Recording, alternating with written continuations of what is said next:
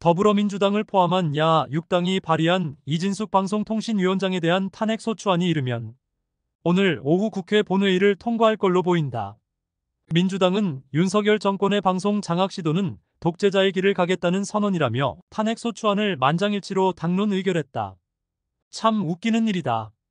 벌써 네 번째 방통위원장 탄핵이다. 민주당은 왜 이렇게 방통위원장 탄핵에 목을 매는 것인가? 그동안은 목적이 분명했다. MBC를 돌려주지 않겠다는 것이었다. 좌파 편향적 보도를 일삼는 MBC를 제자리로 돌려놓는 게 싫었던 것이다.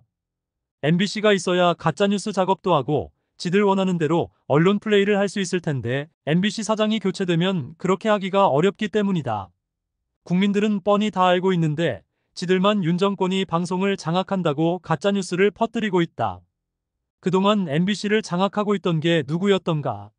편파보도, 가짜뉴스, 허위제보를 보도하고도 사과나 정정보도를 안 하는 MBC가 과연 공영방송이라고 볼 수 있었던가?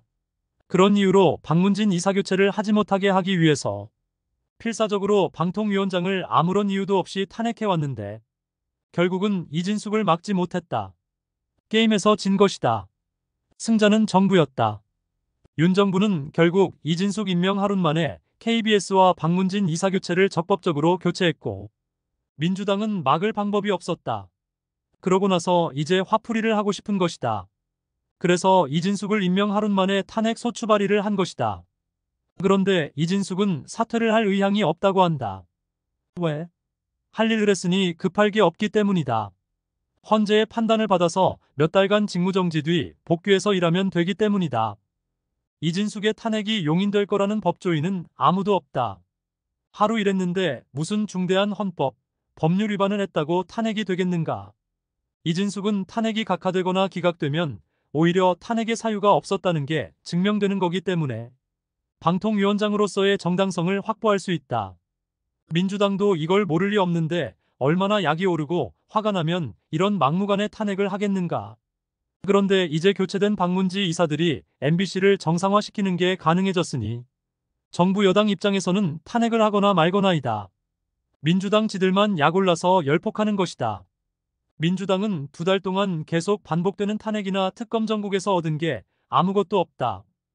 지들이 거대 의석을 차지했다고 해서 아무 특검이나 탄핵이 지들 맘대로 이뤄질 수가 없다. 국민적 지지가 없는데 의석수만 많다고 뭘 할 수 있겠는가? 법사위, 과방위에서 정청래, 최민희가 아무리 완장차고 여당 의원들 무시하면서 대장 노릇해도 국민 눈에는 유치한 초딩 싸움으로밖에 보이지 않는다.